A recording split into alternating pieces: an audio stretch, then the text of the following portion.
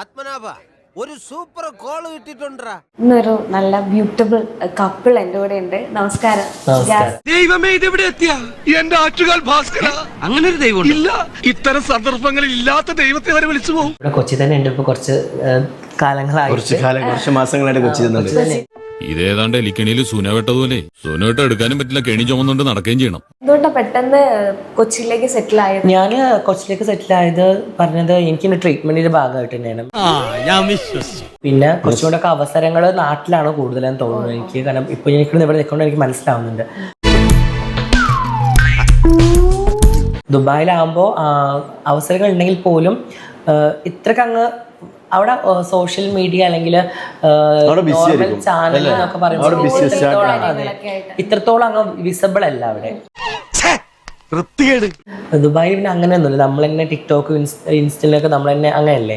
ഇവിടെ നമ്മൾ കുറച്ചും കൂടെ ചാനലിൽ നമുക്ക് പ്രോഗ്രാംസ് കിട്ടുന്നുണ്ട്.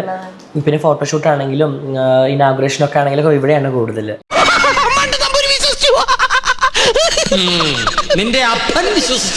പൊതുവെ ഞാൻ പേയ്മെന്റ് വൈസ് ആണ് എല്ലാം ചെയ്യാറ്. മനസ്സിലായി. അതുകൊണ്ട് എനിക്ക് വലിയ പ്രോബ്ലംസ് അങ്ങനെ തോന്നാറില്ല. കാരണം നമ്മള് ചെയ്യുന്ന എഫേർട്ടിനുള്ള പ്രതിഫലം തരുന്നുണ്ട്. നമുക്കത് മതി. അറിയാലോ, യുഎഇയിൽ ട്രാൻസ് അലൗഡ് അല്ല. ട്രാൻസിന് അവിടെ അലൗഡ് അല്ലാത്തൊരു കൺട്രിയാണ്. ആൾക്കാർ അങ്ങനെ ചർച്ച ചെയ്തുകൊണ്ടിരിക്കുകയാണത്.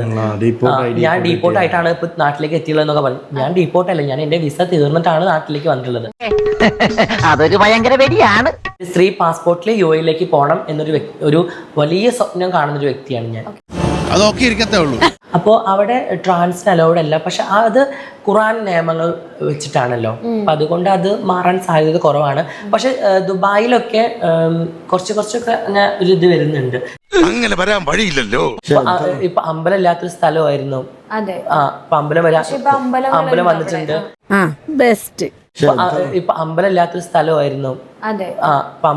ഇപ്പൊ അമ്പലം വന്നിട്ടുണ്ട്. അതുകൊണ്ട് ഇപ്പൊ എന്താ? അല്ല, ഒന്നുമില്ല. എന്റെ വേളാങ്കണ്ണി മാതാവേ, ഇവന് കുറച്ച് ബുദ്ധി ഉണ്ടായിരുന്നെങ്കിൽ മന്ദബുദ്ധി എന്നെങ്കിലും വിളിക്കായിരുന്നു. അതും ഇല്ലാതായി. നാട്ടിലാകുമ്പോൾ നമുക്ക് ഇങ്ങനത്തെ പ്രശ്നങ്ങൾ വരുമ്പോൾ ഗവൺമെന്റിനോട് നമുക്ക് ചോദ്യം ചോദിക്കാം, അല്ലെങ്കിൽ അതിന് വേണ്ടിയിട്ട് ഫൈറ്റ് ചെയ്യാം. പക്ഷെ വിദേശത്ത് അങ്ങനെ ഒരു ഓപ്ഷൻ ഇല്ല. രാജഭരണമാണ്. ഓൺ ദ സ്പോട്ടിൽ വെടിവെച്ച് കൊന്ന് ഇവന്റെ ഒക്കെ തല തെരുവ് നായ്ക്കൾക്ക് ഇട്ടുകൊടുക്കണം. തൽക്കാലം ഇത്രയും മതി. വരട്ടെ.